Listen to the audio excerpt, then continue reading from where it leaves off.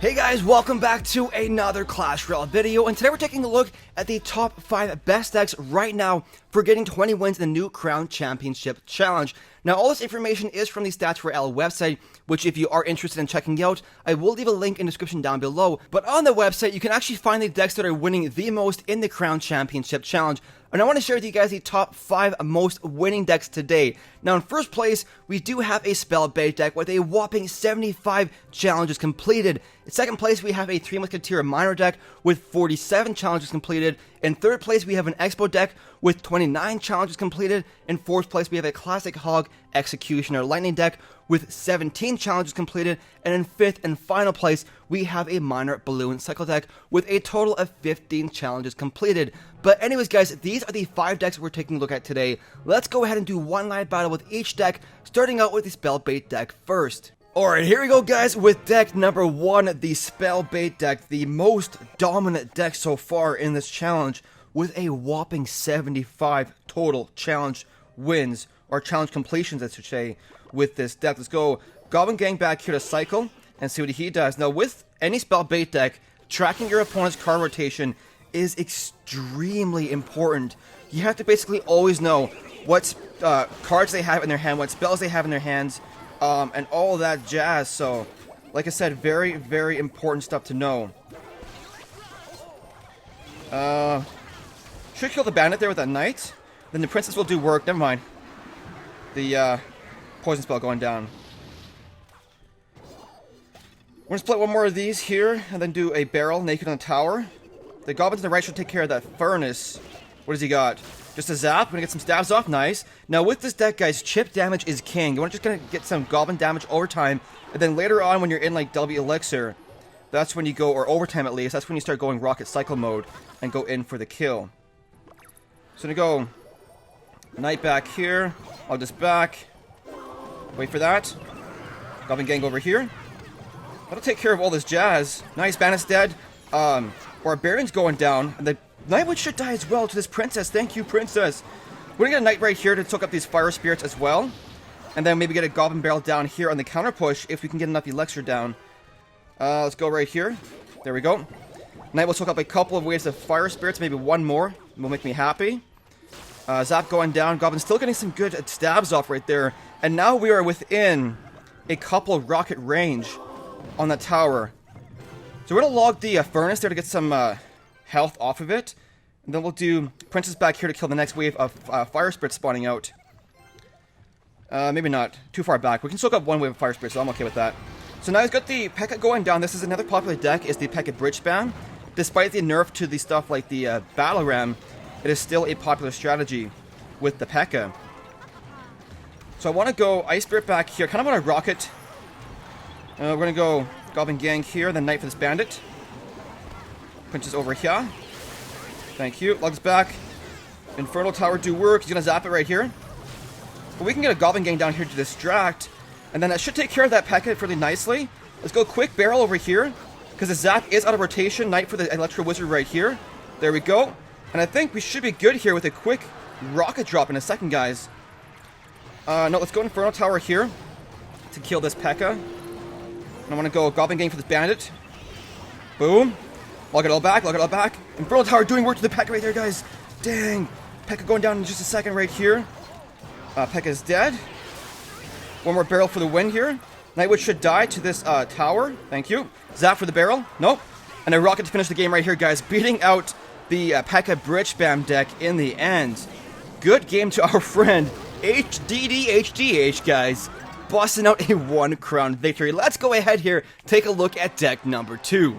Alright, here we are with the 3 Musketeer minor deck with the minion horde in there, as well as I think the battle ram. I'm kind of surprised to see how popular battle ram is in this challenge. Despite the huge nerf it got in the last round of balance changes, it takes so long to charge up, but it's still a very viable option. Now, one thing I do see a lot of, which is another card that I think is surprisingly popular in this challenge, is the Night Witch, guys. The Night Witch is so decent in this challenge.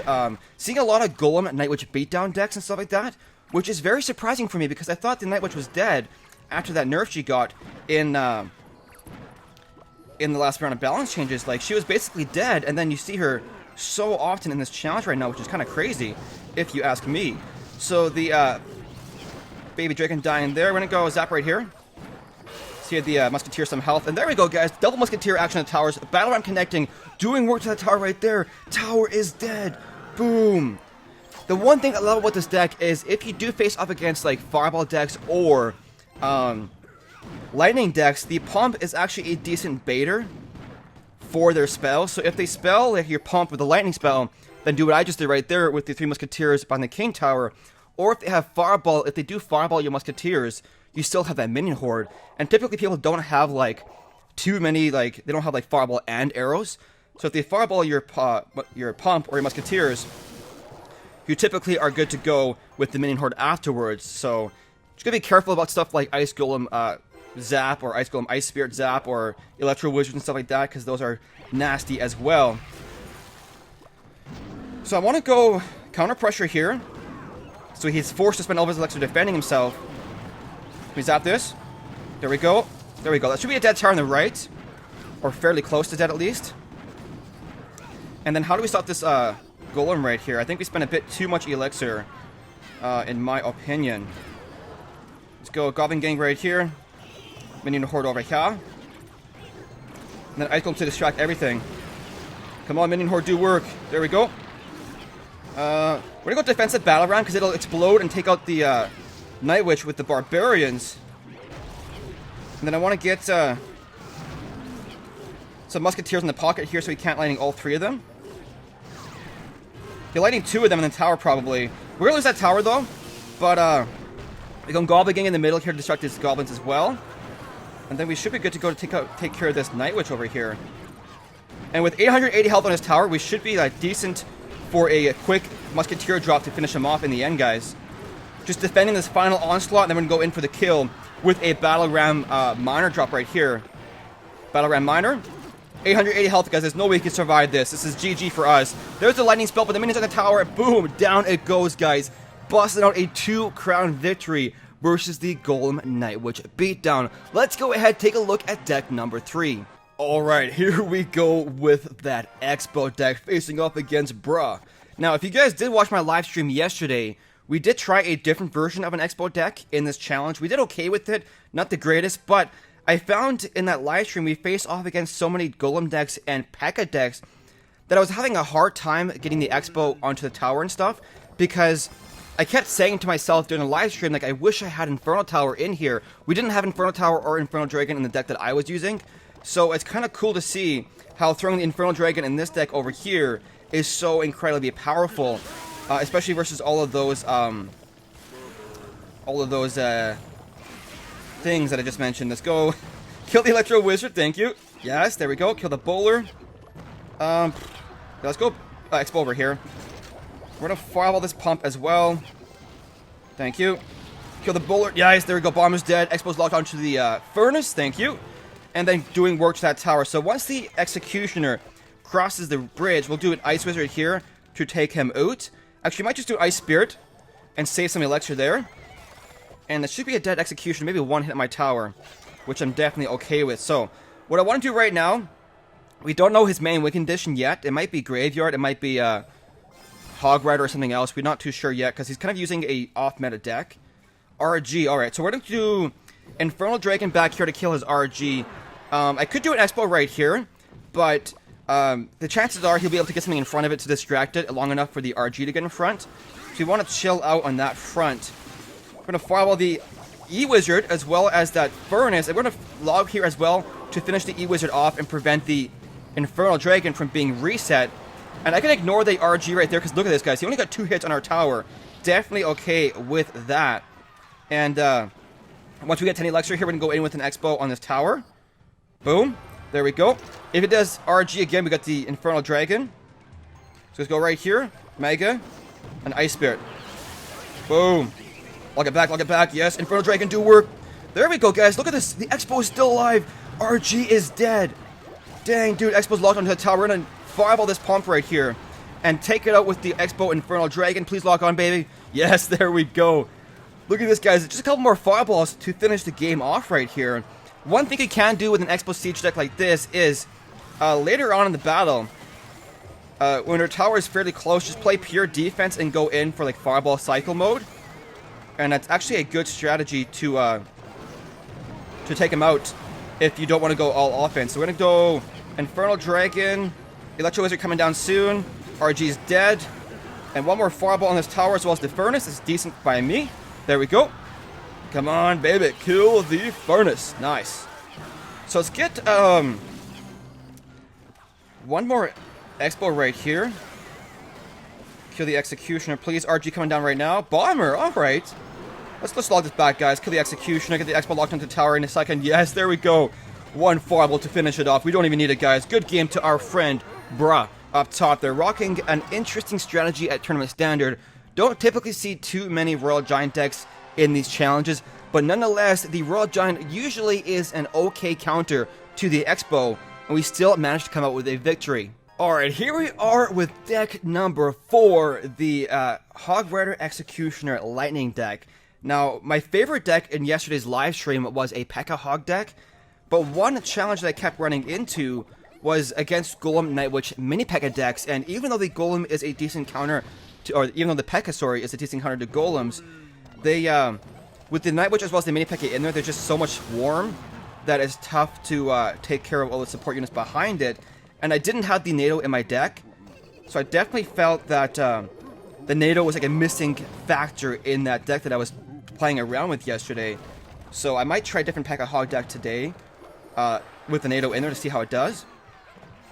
What do you got for this? His Bowler's out. Ice Spirit will freeze it. The Hog Rider will do work.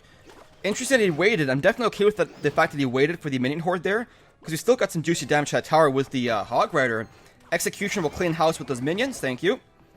Nice. Beautiful, beautiful. And with this deck, what you want to focus on is just controlling the pace of the battle. If your opponent does like a slow golem push on one lane, don't be afraid to rush the opposite lane, even if you have damage into the tower on the lane they're pushing. Because you want to force them to spend all of their elixir defending themselves rather than supporting a push. So, I'm definitely okay with that rocket, because it did miss my tower. So we're going to go a quick hog here and then get the lightning ready for maybe his bowler.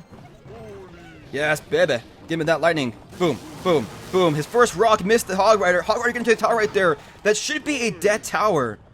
Or fairly close to dead at least. Dang, 163, guys.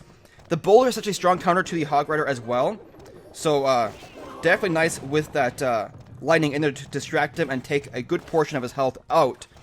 And the benefit of this deck is it is a bit faster cycling. So, if your opponent has some heavier cards in there, even some strong counter cards, like for example the bowler, you typically outcycle their counter cards. So I want to go. We're gonna go goblins back here. Get my Hog Rider down. Then we're gonna lightning something as well. Let's go boom hog. Executioner. We can't get the lightning down because we don't have enough elixir. Ooh. All right.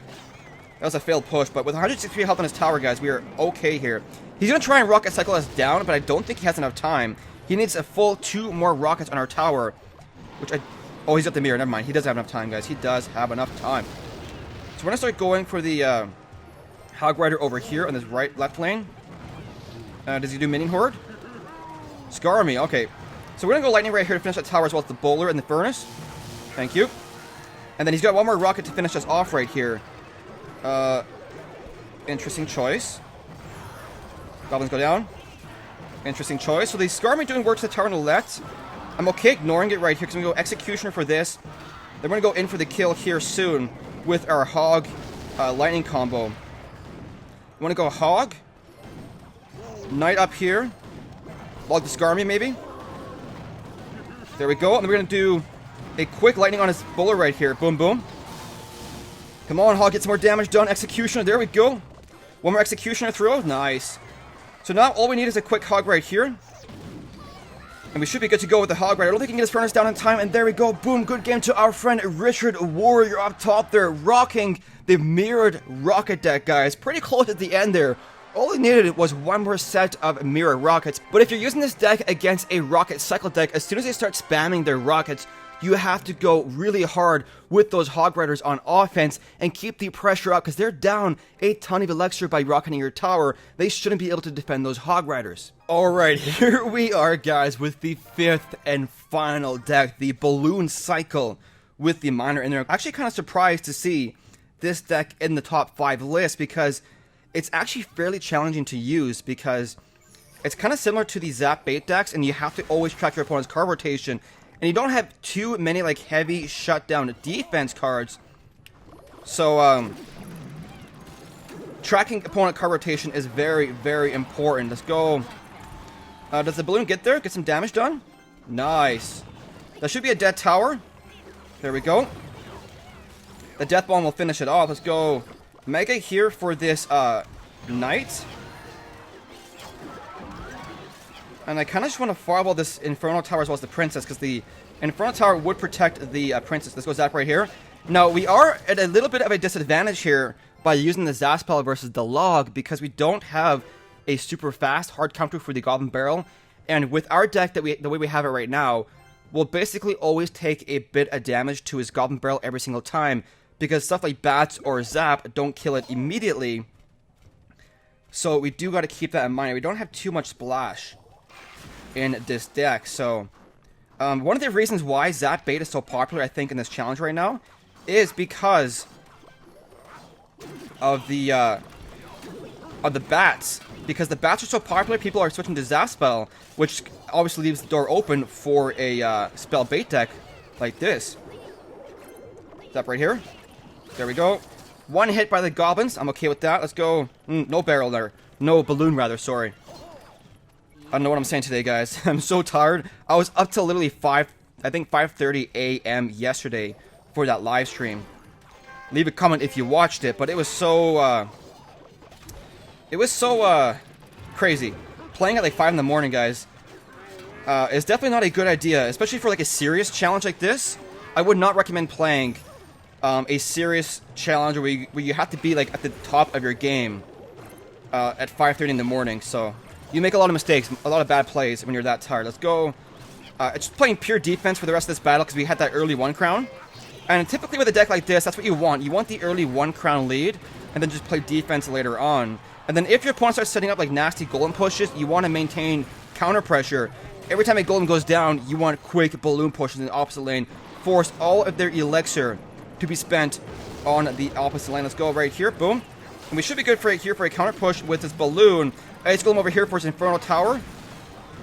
What does he do? Where does he do it? Nope, I think he's dead, guys.